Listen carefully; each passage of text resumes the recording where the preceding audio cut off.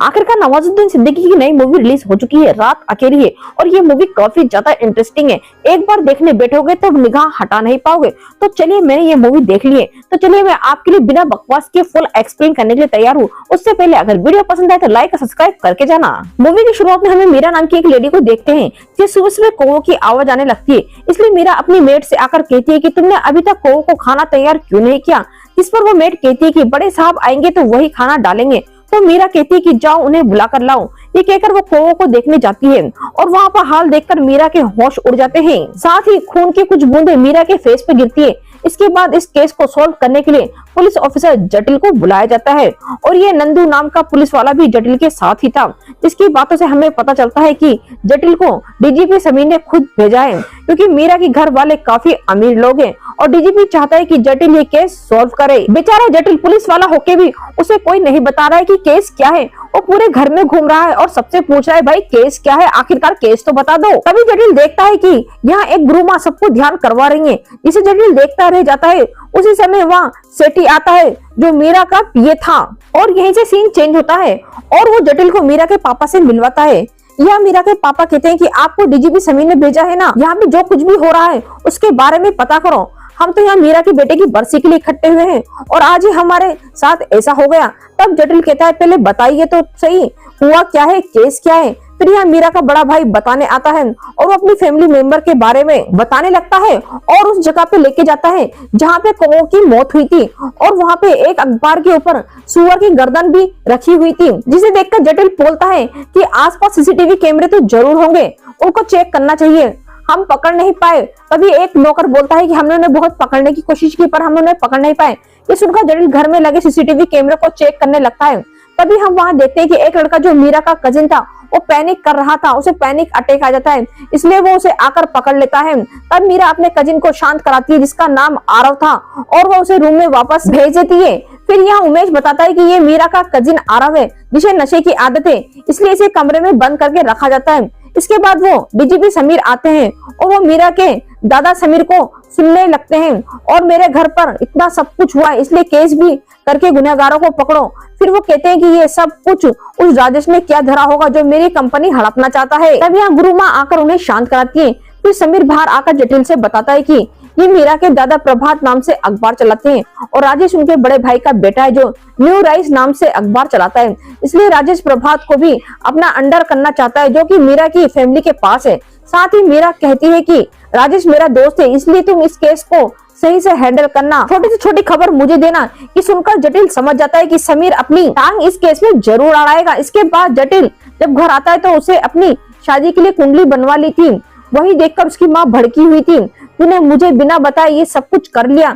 फिर जटिल कहता है कि ये तो बस ऐसे ही बनवा ली। फिर अगले दिन जटिल ने फुटेज की मदद से उन लड़कों का पता लगवा लिया था जिन्होंने वो सुअर की गर्दन फेंकी थी, इसलिए वो आज जाकर उन दोनों लड़कों को पकड़ने के लिए आता है। तो ये लड़के पुलिस को देखकर भागने लगते हैं, पर फिर क्या था, आखिरकार जटिल इन लड़कों को पकड़ ही लेता है। पर बस्ती में जटिल को कई बच्चे ऐसे दिखते हैं जो बीमार पड़े हुए थे।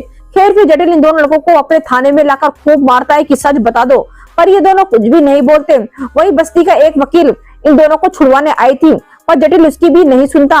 फिर यहाँ से जटिल समीर के साथ राजेश से मिलने आता है और कहता है कि तुमने तो कुछ नहीं करवाया, जिस पर राजेश साफ मना कर देता है और कहता है कि वो गुरु माही पागल है जो अंधविश्वास फैलाती है। तभी जटिल को राजेश पर ही शक होने लगता है, जरूर ये कोई गेम खेल रहा है, पर समीर उसे रोक देता है कि राजेश ने ही कुछ किया है। इसके बाद जटिल वहाँ सीधे मीरा के घर आता है और कैमरे की फुटेज देखने लगता है। तब वो नोटिस करता है कि एक कोने का कैमरा बंद पड़ा है, जिस पर वो एक एम्प्लॉय से पूछता है कि कैमरा क्यों बंद पड़ा है। तो एम्प्लॉय बताता है कि वो मीरा ने ही बंद करवाया है। ये सुनकर जटिल चला जाता है। वो फिर सीधे थाने आता है, उन दोनों लड़कों से सवाल जवाब करने लगता है।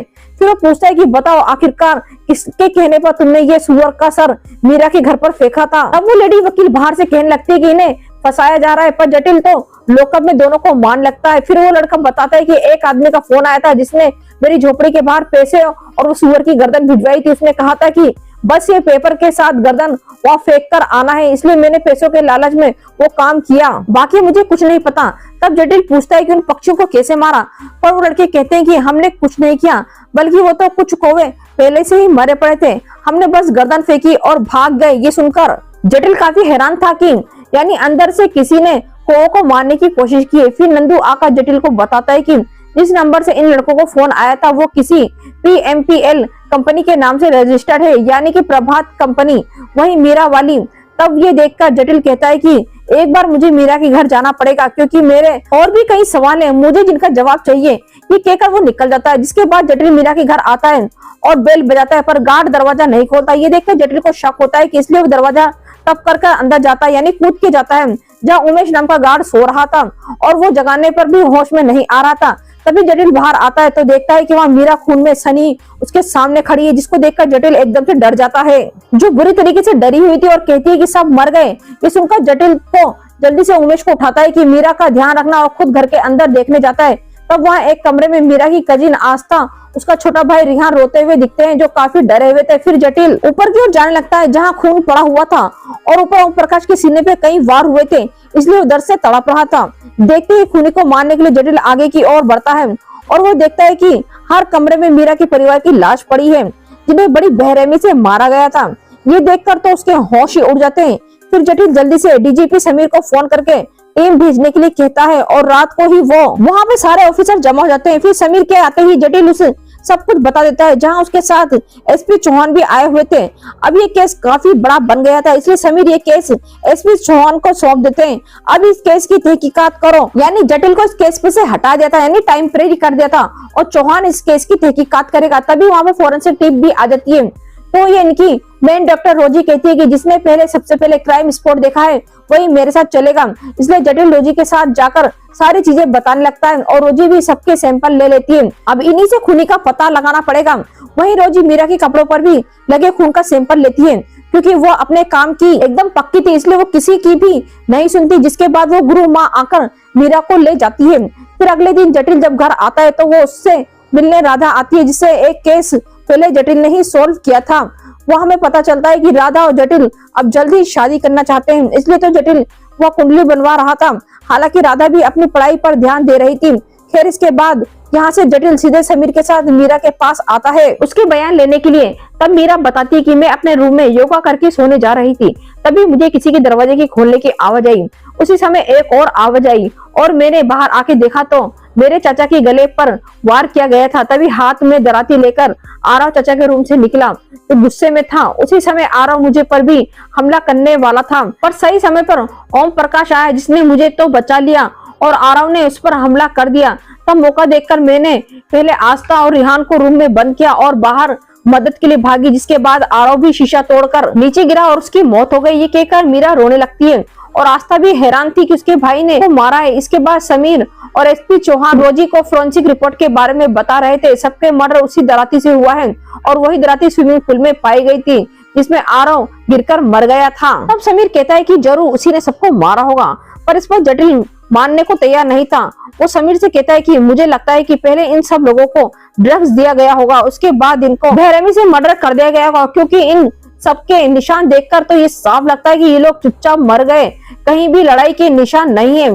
फिर ये नंदू रोजी को वो कौवे वाले केस भी दिखाता है, जहां सारे कौवे एक साथ मर गए थे। इस पर वह पास में पड़े पानी की रिपोर्ट, जिसका टेस्ट जटिल ने करवाया था, उसे पढ़कर रोजी बताती है कि इस पानी में बेहोशी की दवा मिलाई गई है, जिसे पीने के बाद ही कौवे इस तरह मर गए होंगे।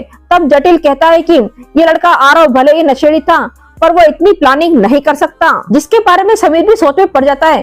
फिर अगले दिन वो मीडिया में आकर बताता है कि हम खूनी को ढूंढ रहे हैं, जल्द ही मिल जाएगा। अब इसके बाद उमेश उसे मिलने जटिल आता है, जो ओम प्रकाश को देखने आया था, क्योंकि ओम प्रकाश अभी हॉस्पिटल में जिंदा है। फिर यह उमेश बताता है कि 8 बजे तक सारे नौकर चले जाते हैं और फिर मैंने खाना खाया और मेरी आंख लग गई, उसके बाद ही ये सब कांड हुआ।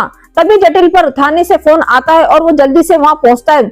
असल में यहाँ SP चौहान उन लड़कों को मार रहा था जिन्होंने सुअर की गर्दन फेंकी थी, और वो उन्हीं पर इल्जाम लगाने की कोशिश कर रहा था। तुम्हें मर्डर के बारे में सब पता होगा, जिस पर जटिल उन्हें रोकता है कि ये लोग कुछ नहीं जानते, पर SP चौहान तो उसकी नहीं सुनता। अब इसके बाद जटिल सीधे फोरेंसिक ऑफिस आता है और वो मीरा के अकाउंट को चेक करने लगता है, क्योंकि उसे मीरा पर शक हो रहा था। फिर वो नंदू से मिलने आता है कि अच्छा खासा आरव पर इल्जाम जा रहा था, पर आपने ये केस और भी लंबा खींच दिया। जिस पर जटिल कहता है कि मुझे सच का पता लगाना ही है।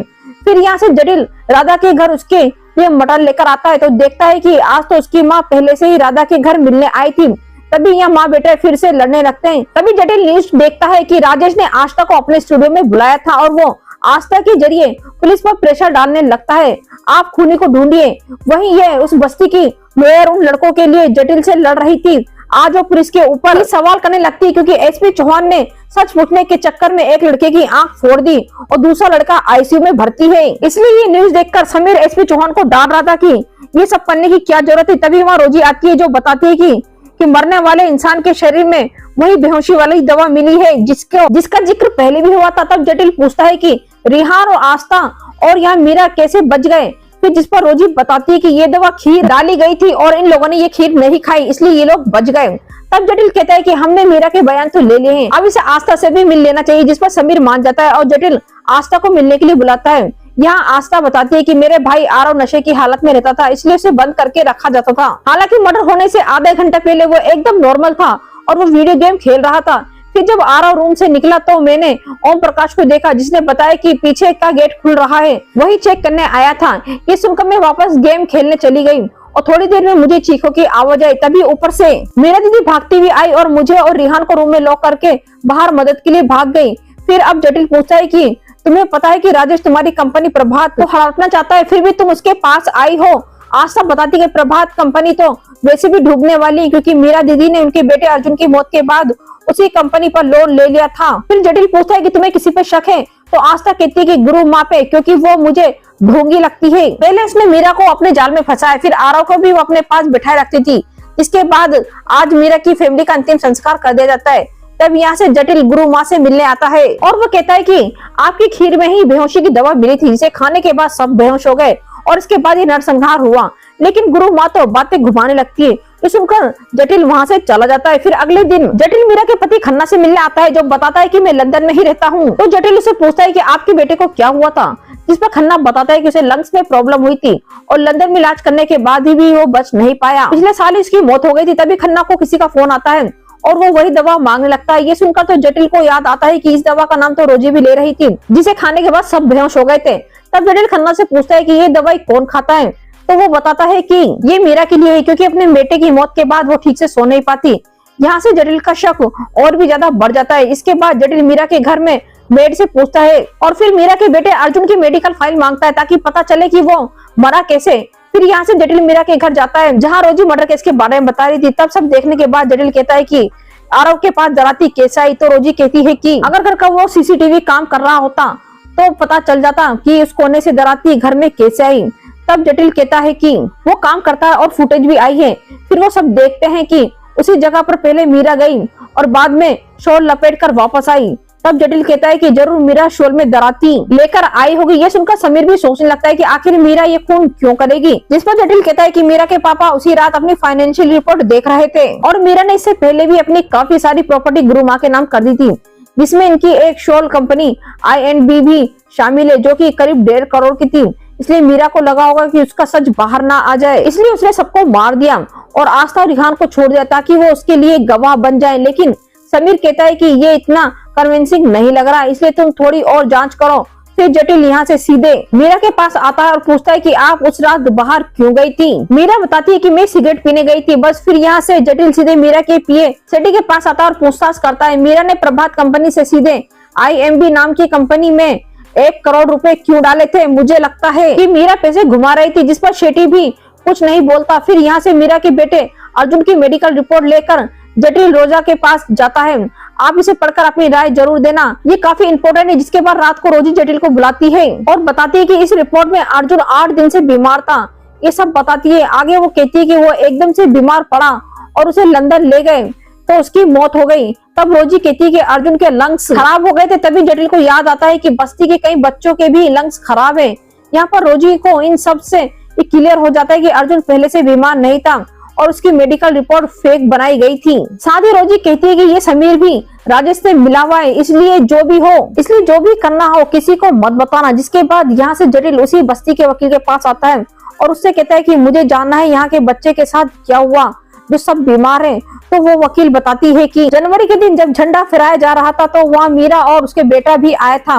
तब एक कमरे में मौजूद बच्चों की गैस से हालत खराब होने लगी और काफी सारे बच्चे वहीं मर गए।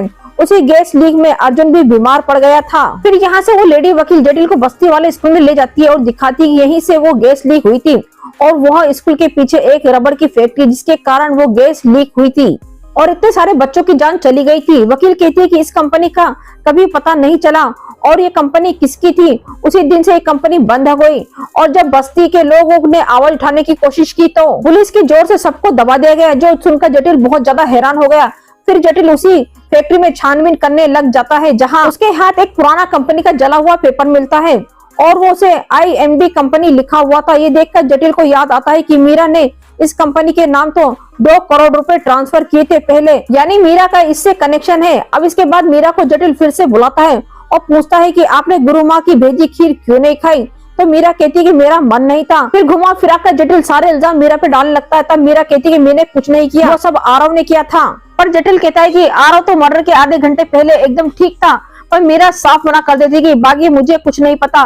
तभी वहाँ पर उसका पति खन्ना आता है तो जटिल पूछता है कि आपके बेटे की मौत का सच मुझे जानना है। तो मीरा बताने लगती है कि जनवरी के दिन में स्कूल में अपने बेटे अर्जुन के साथ झंडा फहराने गई थी। तभी जटिल कहता है कि उसे फैक्ट्री की गैस लीक के कारण ही आपके बेटे की मौत हुई थी और वो फैक्ट्री किसी और की नहीं बल्कि आपकी थी। पर आपकी फैमिली का नाम खराब ना हो, आपने ये बात दबा दी, इसी कारण आपके बेटा भी नहीं बच पाया। तभी और मीरा का वकील आकर उसे ले जाता है। अब इसके बाद राजेश जटिल और SP चौहान के साथ गुरु माँ के पास आते हैं और राजेश गुरु माँ से कहता है कि मैं ये केस खत्म करवा सकता हूँ, बस मुझे वो प्रभात कंपनी चाहिए, वरना ये जटिल केस और कॉम्प्लिकेट कर सकता है। जिस पर गुरु माँ सोचने का टाइम मांगती है कि मैं मीरा से बात करूंगी। पर ये बात सुनकर जटिल को गुस्सा आ जाता है तो समीर उसे बाहर जाने को कहता है और SP चौहान कहता है कि कल हम आरव पर सारा इल्जाम डाल देंगे। ये सुनकर जटिल तुरंत रोजी को फोन करके किसी का नाम बताता है कि मेरा शक उसी पर है। फिर यहाँ से वो सीधे ओम प्रकाश के पास आता है जिसे होश आ गया था और जटिल नंदू ने उसकी वीडियो बनवाने लगते हैं और जटिल ओम प्रकाश से पूछता है कि उस रात क्या हुआ था। तो ओम प्रकाश कहता है कि आरव ने मुझ पर हमला कर दिया था तो मैंने उसे धक्का दे दिया। इसके बाद जटिल कहता है कि मैं आपको सच बताता हूँ क्योंकि मैंने केस सॉल्व कर दिया है। और वो बताता है कि आप सबसे पहले चुपचाप दराती लाए, पीछे के गेट से अंदर घुसे जहां आपने मीरा के परिवार को मारना शुरू कर दिया। इससे पहले आपने खीर में मीरा वाली दवाई मिला दी थी जिससे सब बेहोश पड़ गए थे, इसलिए आप लाइन से सबके कमरे में जाकर उन्हें मारते रहे। पर जब आरव की मां पर आपने वार किया तो वह जाग गई और वहीं आरव के पापा भी तुमसे लड़ने लगे तो तुमने उन दोनों को ही मार दिया। पर यह आवाज सुनकर आरव वहां आ गया तो गुस्से में आकर उसने तुम पर दराती छीनकर तुम पर ही वार करने की कोशिश की। तभी वहां पर मीरा आ गई जिसे लगा कि सारे मर्डर आरव ने किए हैं और इसी तरह से तुमने सबको मार दिया। साथ ही तुम्हारा प्लान मीरा को भी मारने का था पर उसका रूम ब्लॉक था और आरव के कारण वो बच गई। ये सब सुनकर ओम प्रकाश कुछ नहीं कहता। फिर जटिल बताता है कि मुझे बस्ती की वकील से पता चला है कि ओम प्रकाश इस बस्ती में रहता था और मीरा के घर में ड्राइवर का काम करता था। जिस दिन ये गैस लीक हुई उसमें अर्जुन के साथ साथ ओम प्रकाश की बेटी की मौत भी हो गई थी। उसी का बदला ओम प्रकाश ने पूरे परिवार को मार कर लिया। अब ये अपनी बेटी की फोटो देखकर ओम प्रकाश कहता है कि आपने सच पता लगा लिया। वो बताता है कि मेरी बेटी उस दिन अर्जुन के साथ थी पर गैस लीक होने के कारण मीरा तो अपने बेटे को लंदन ले गई और मेरी बेटी यहीं तड़प तड़प के मर गई। फिर मुझे पता चला कि ये कंपनी भी मीरा की कंपनी के अंडर में थी। उसी दिन मैंने ये सोच लिया था कि इस परिवार से बदला लेकर रहूंगा, जिसके बाद मुझे ड्राइवर से हटाकर इस घर का गार्ड बना दिया गया और फिर मैंने पूरे परिवार को मार डाला। बस यहाँ आरव बीच में ना आता तो मीरा और उसकी बाकी लोगों को भी मैं मार डालता। अब यहाँ पर नंदू जो था उसने पूरा वीडियो रिकॉर्ड कर लिया था जिसे जटिल वायरल कर देता है, जिसके बाद मीडिया में भी सच सामने आ गया था। फिर जटिल से आकर समीर मिलता है और रोजी को लग रहा था कि वो जटिल की तारीफ करेगा, वो सच सामने ले आया। पर समीर उसे डांटने लगता है कि तुमने ये नया एंगल क्यों डाला। फिर वो जटिल के ऊपर इंक्वायरी बिठा देता है क्योंकि उसने समीर की बात नहीं मानी थी। ये सुनकर जटिल चला जाता है। फिर हम देखते हैं कि मीरा अपने PA से कहती है कि मैंने अपनी प्रभात कंपनी को डूबने नहीं दूंगी। वहीं यह सस्पेंड होने के बाद जटिल घर पर चिल कर रहा होता है जहां आज रोजी उससे मिलने आती है। वहां पे उसकी गर्लफ्रेंड जिससे वो शादी करने वाला था और उसकी माँ सब मिलके हंसी ठिठोले कर रहे थे और सब बातें करने में लगे हुए थे और यहीं पे ये मूवी खत्म हो जाती है।